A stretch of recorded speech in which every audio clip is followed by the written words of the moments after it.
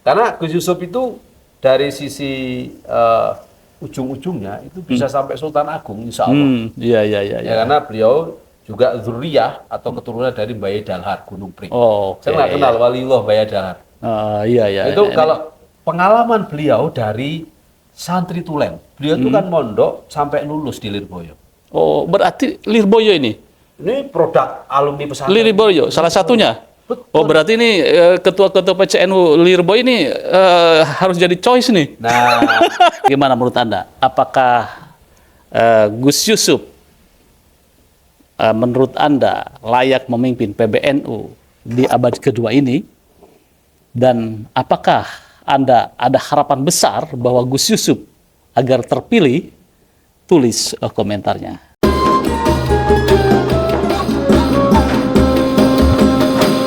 Assalamualaikum warahmatullahi wabarakatuh.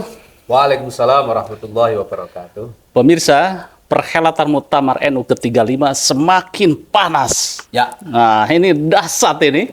Salah satu yang muncul sebagai sosok calon ketua umum PBNU adalah Gus Yusuf Hudori. ya Kiai Haji Muhammad Yusuf Hudori. Oke, saya bersama dengan Dr. Kiai Haji Nur Hayid. Ya. Sebagai juru bicaranya katanya.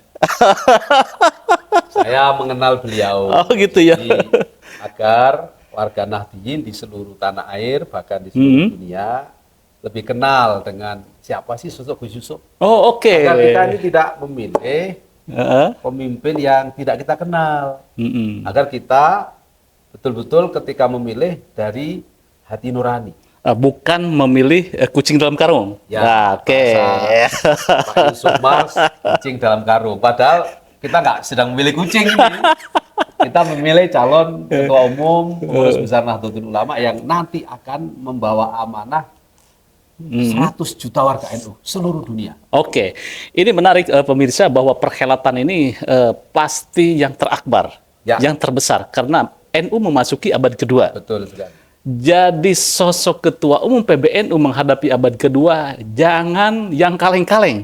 Ini kalau kata anak milenial. Betul. Nah, sejauh mana Gus Anda mengenal sosok Gus Yusuf ini? Ya, saya setuju dengan Pak Yusuf Mars tadi bahwa muktamar kali ini adalah muktamar historical. Muktamar yang oke. bersejarah karena ini muktamar pertama kali pada abad kedua Nahdlatul Ulama setelah berumur 100 tahun secara Masehi. Oke, iya. Tentu karena muktamar pertama kali di abad kedua ini pasti menjadi momentum yang sangat spesial. Mm-mm. Oleh karena itu kita berharap muktamar kali ini, muktamar ke-35 di Jombang, di Tambak Beras besok, semoga berjalan lancar, aman, damai, tentram, bahagia, riang gembira, dan semua hasilnya bisa diterima oleh keluarga besar Nahdlatul Ulama. Tidak ada intervensi nih. Ya, Ah. tentu kita berharap biarkan seluruh prosesi muktamar warga NU diurus sendiri oleh warga NU sendiri. Warga NU Oke. sudah sangat dewasa, profesornya banyak, doktornya nggak bisa dihitung, kiainya bejubel. Iya. Semua warga NU yang punya pesantren pasti itu adalah seorang kiai. Artinya sudah sangat dewasa NU memasuki abad kedua ini. Oke. Serahkanlah kepada kami warga NU yang hari ini juga sudah memiliki berbagai macam pendekatan dalam memilih kepemimpinan. Oke, saya setuju. Jadi tidak ada intervensi pihak luar manapun, Ya. termasuk bisik-bisik tetangganya yang kemarin sempat heboh. Baik, kembali lagi bahwa sosok Gus Yusuf ini, saya pernah podcast dengan Gus Yusuf, ya. Oke. Nah, dari sisi kualitas, apa kapasitas, apakah menurut Gus Hayid ini sangat layak untuk memimpin NU ke abad kedua atau bagaimana? Baik, pertama tentu saya mohon izin kepada para pemirsa, para Suka TV dimanapun berada, dan sekaligus saya menyampaikan very high appreciation ya, penghormatan yang luar biasa kepada Suka TV yang terus melakukan edukasi politik Iya, yang siap. sehat, edukasi politik yang mencerdaskan. Salah satunya bagaimana mengenalkan sosok-sosok calon ketua umum PBNU periode 5 tahun mendatang. Jadi saya kira program mengenalkan sosok ketua umum dan calon ketua umum PBNU ke depan yang digagas oleh pada Suka TV ini luar biasa sehingga nanti para muktamirin khususnya pemegang suara, pengurus PC, PW yang ada di seluruh Indonesia dan pengurus PCI di seluruh dunia bisa mengenal lebih dekat. Iya, iya. Nah, kaitan pertanyaan Pak Yusuf tadi, bagaimana sosok Gus Yusuf Hudori ini? Apakah layak mimpin PBNU untuk 5 tahun ke depan? Tentu sepengetahuan saya sebagai seorang santri beliau sekaligus sahabat beliau pada beberapa event atau beberapa tugas dakwah, ya, saya sama beliau sama-sama sering mengisi acara dakwah, baik dakwah milenial maupun dakwah di masyarakat. Saya mengenal sosok Gus Yusuf ini sangat layak untuk menjadi calon ketua umum PBNU ke depan. Iya, iya. Kenapa saya anggap saya layak?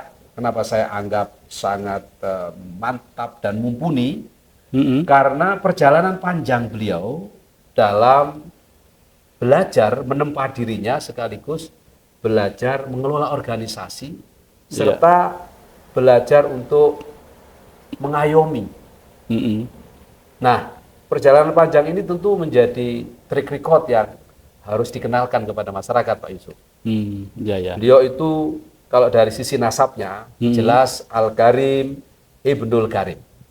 Maksudnya ini siapa? Beliau itu adalah sosok mulia dari putranya seorang kiai yang mulia.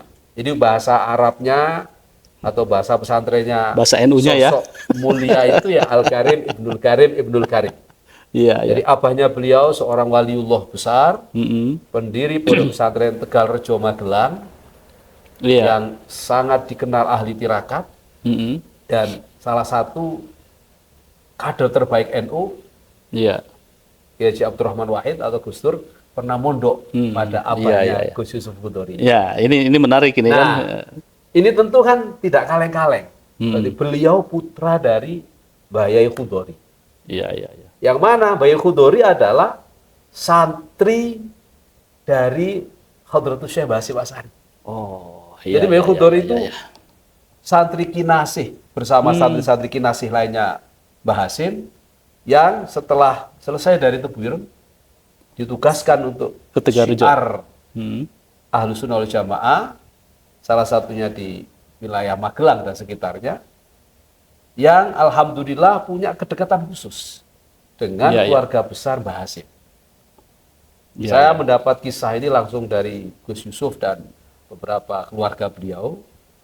Kedekatan Mbah Yai Hudori dengan Mbah Kiai Wahid Hasim itu sampai pada kesepakatan untuk nama putra putri beliau disamakan. Oh, ya. Misal coba. Kedekatan antara Mbah Yai Hudori dengan Kiai Wahid Hasim, ayahnya Gus Dur ini, sejak di pesantren, sejak Mbah Yai Hudori ada di Tebuireng, ya sakutean itu satu kamar ya. Iya. Ya mungkin makan bareng, diskusi bareng, sehingga sebagai sesama santri ini merasa ada kecocokan. Nah, kalau dalam dunia tasawuf itu ada satu kaidah namanya la ya'riful wali illal wali. Oh iya. Tidak akan mengenal seorang wali kecuali wali itu juga. Atau orang tidak akan kenal seseorang itu wali kecuali dia itu seorang wali. Nah, kita pasti yakin kalau Mbah Yai Wahid Hasim itu Ibnul Karim, putranya Mbah Hasim, seorang waliullah besar, pasti seorang kekasih Allah juga. Dan otomatis karena Kiai Wahid Hasim waliullah, pasti belum mengenal siapa sih calon waliullah. Betul. Ya. Nah, Yai Hudori itu sudah sangat ma'ruf, terkenal di Magelang, dan tidak hanya di Magelang, saya kira di seluruh wilayah Jawa Tengah dan bahkan di seluruh Indonesia, karena santri yang tersebar di mana-mana seluruh Indonesia, bahkan beberapa di luar negeri juga ada alumni Tegal Rejo yang ada kuliah S2, ada S3 dan seterusnya. Nah, kesepakatan beliau kalau punya anak pertama dan laki-laki namanya Abdurrahman.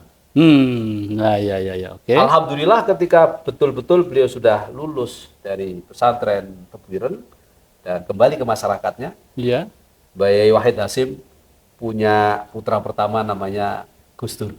Yang nama aslinya adalah Abdurrahman Ad-Dakhil. Sama-sama Abdurrahman kan? Sebagaimana Mbah Yai Hudori Abahnya Gus Yusuf ini punya anak pertama namanya Kiai Abdurrahman Khudori. Oh, Yang iya, dulu iya, iya, iya. kita kenal ya, pejuang PKB di era waktu pendiriannya, baru kemudian dalam perkembangannya beliau juga pejuang PKNU. Semua orang tahu siapa sosok Kiai Haji Abdurrahman Khudori. Iya, Namanya sama-sama Abdurrahman. Nah, Oke. kemudian, Nah, putri kedua kebetulan anak keduanya sama-sama putri. oh gitu ya. Putri kedua Masya Allah. yang putranya Mbak Yai Wahid Hasim namanya Bunyai Aisyah. Ya, kemudian menikah dengan Mbak Yai Hamid Baidowi, Lasem. Makanya beliau dikenal sebagai Bunyai Aisyah Hamid Baidowi. Ya. Karena beliau dinikahi Mbak Yai Hamid Baidowi dari Lasem. Beliau ini aktivis perempuan di era Orde Baru, Pak. Anggota DPR dari Golkar kebetulan beliau, dan sangat dikenal di masanya. Luar biasa. Dari putranya Mbak Yai Wahid Hasim. Iya, iya. Nah, kakak Gus Yusuf yang perempuan pertama, alias putra kedua dari Mbak Yai Khudori yang perempuan, Iya. itu namanya juga Bunyai Aisyah. Aisyah Khudori. Ya. Aisyah binti Khudori. Oke, Jadi iya, iya. sampai pada level itu aja ada hubungan. Masya Allah. Akhirnya menjadi masuk akal ketika dalam perkembangannya Gus Dur yang saat itu sudah dikenal jaldab ya, Iya, iya, iya. punya kelebihan dari kecil memang, memilih untuk belajar agama, Iya. belajar ilmu, termasuk belajar hikmah, kearifan, itu justru di Pondok Pesantren Tegalrejo, Madura. Nah, di Kiai Sebelum Khudori beliau kan? ke Mesir, sebelum Iya. beliau ke Irak. Hmm. Nah, kira-kira menurut Pak Yusuf, ini kebetulan semata atau karena memang bagian dari pengakuan bahwa Tegalrejo ini memang istimewa dari dulu Iya, di iya. mata keluarga Gus Dur, di mata alumninya pesantren Tebuireng. Ya, ini saya merinding nih. Ya. Luar Nah, ini biasa. bagian dari bagaimana keberlanjutan perjuangan Jam'iyah Nahdlatul Ulama Iya. yang hari ini akan dikhidmai oleh Gus Yusuf melalui ikhtiar bersama-sama untuk membangun Jam'iyah Nahdlatul Ulama pada abad kedua ini Iya, iya. dengan segala kekuatan dan segala pengalaman serta ilmu yang beliau miliki. Ya, pemirsa, kalau bisa saya simpulkan bahwa otoritas keulamaan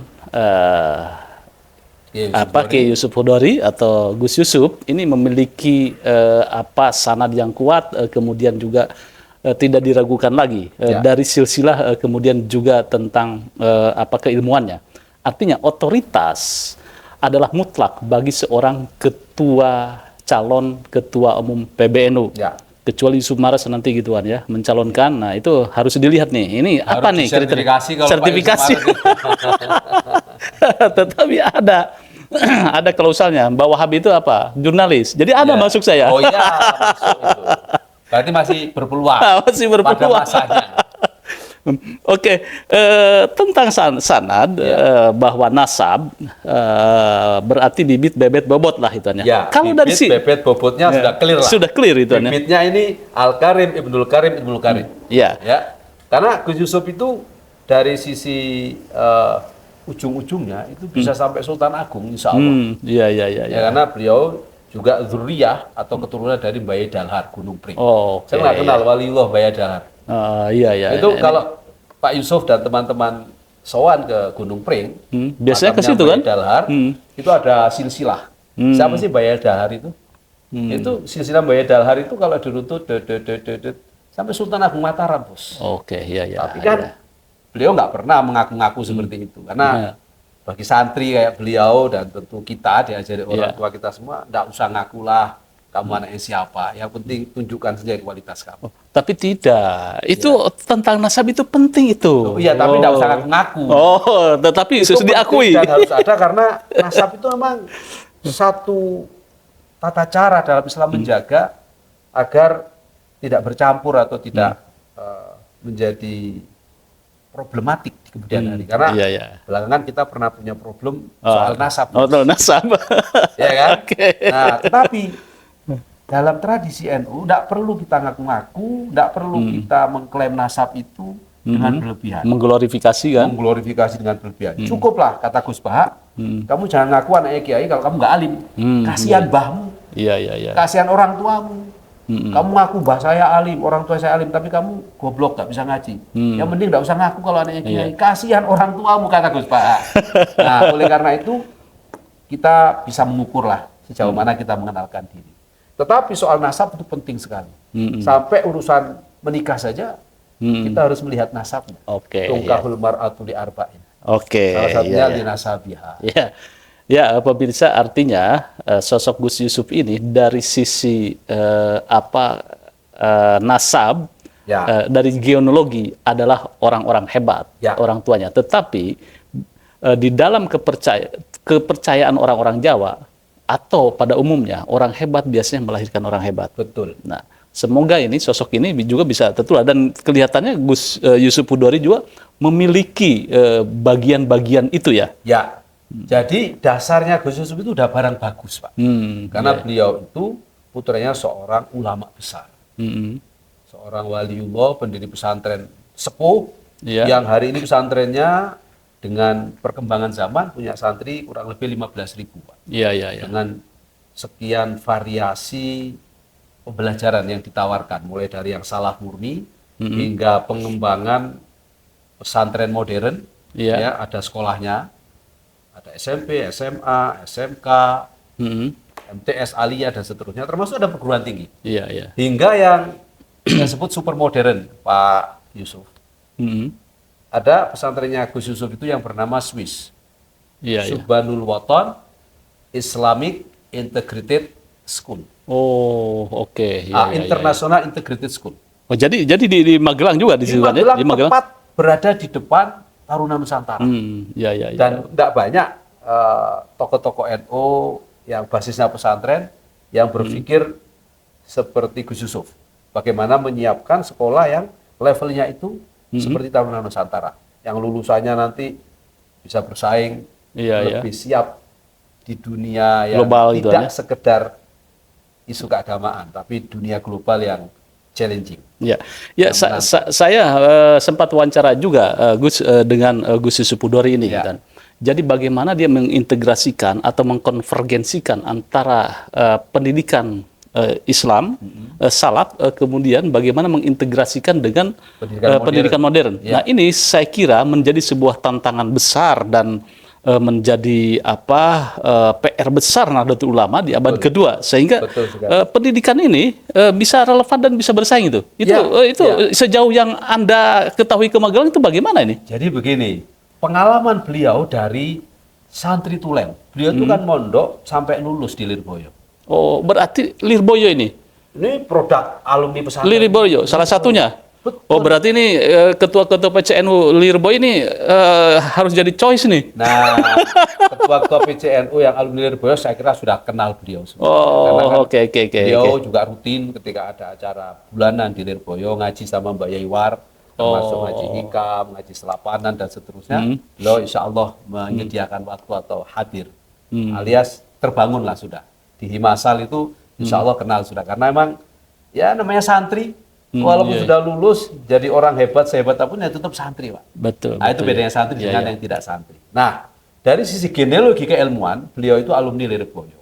Kita tahu bagaimana kualitas dan kualifikasi pesantren Lirboyo. Soal takhusus fi ulumiddin atau tafaqquh fiddin.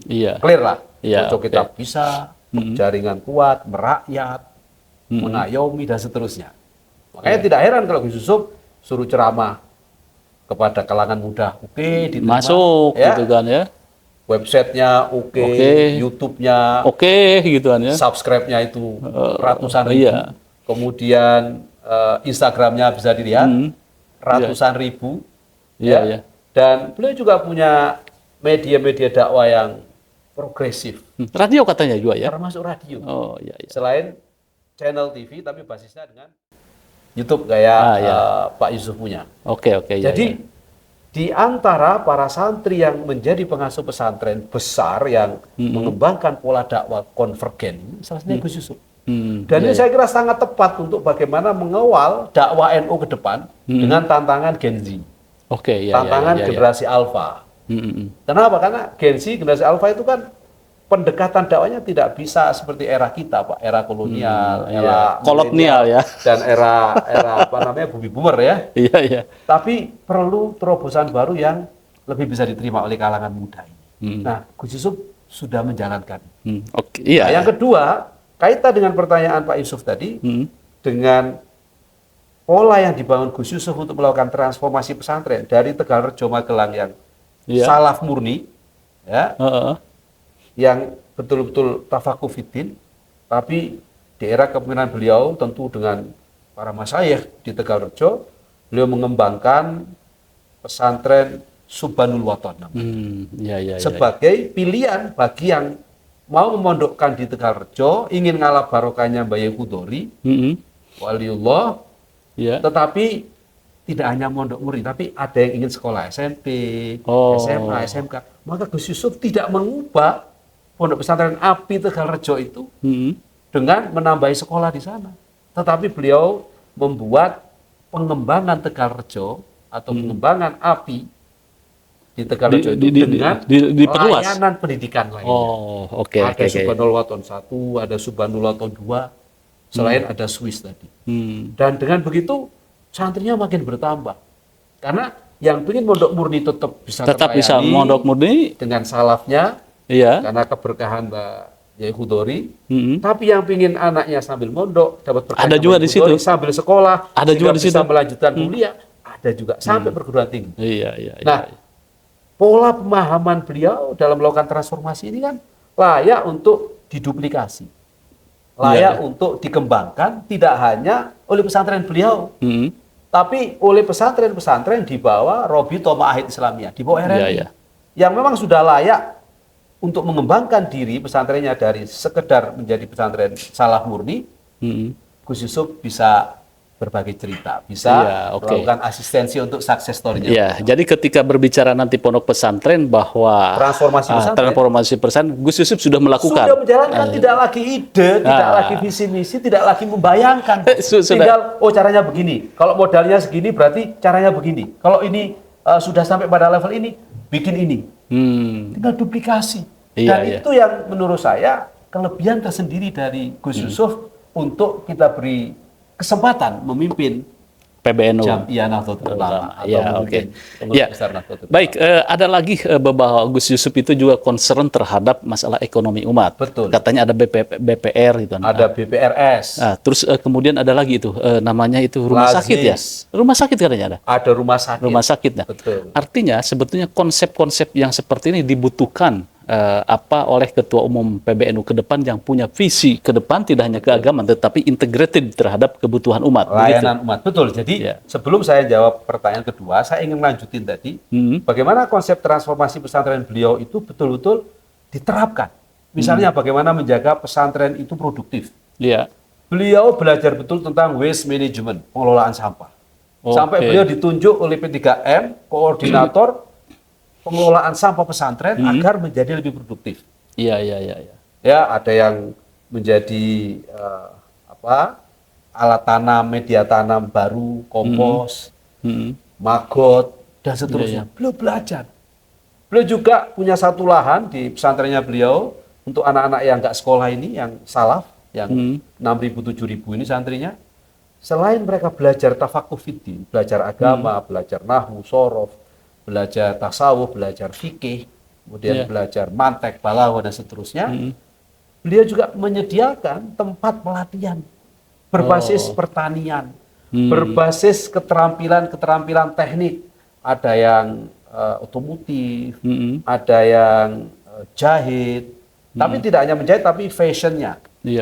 Jadi betul-betul open minded beliau, mau mendengar dan mau belajar. Serta mau mencoba dan mengeksekusi. Nah kan tidak banyak orang yang punya kemampuan untuk mau mendengar. Ada orang yang merasa hebat sendiri, pinter sendiri, sehingga orang lain dianggap kalian semua itu di bawah kelas saya, jadi nggak mau mendengarkan orang. Nah itu problem. Nah ini problem ya, problem buat Ketua Umum PBNU gitu kan. Karena merasa paling hebat. Dan Islam sangat tidak mengapresiasi model orang kayak gini Iya, kan. iya, iya. Nah, yang kedua, beliau itu mau belajar. Contoh bagaimana dari seorang santri murni mau belajar dunia politik, Iya, iya, iya. mau belajar dunia aktivis. Ini saya ceritain sedikit, beliau lulus dari Lirboyo itu Hmm. 1-2 tahun menjelang proses reformasi Iya, iya, iya. 98. Bos. Hmm. Nah, kalau anak kiai besar, pesantren sudah maju kan, lulus dari pesantren sudahlah ngaji aja ngapain? Iya, iya, iya. Wong santri juga banyak. Sudah ada ya. Ketemu siapapun tangan dicium bolak-balik. Hmm. Nanti kalau hari raya atau kalau ada yang sowan pasti amplopnya tebel. Cukup. Tapi baik Gus Yusuf tidak begitu. Hmm. Ketika beliau pulang dari Lirboyo, dia melihat situasi kebangsaan kok begini. Beliau belajar. Beliau itu seorang otodidak yang smart menurut saya.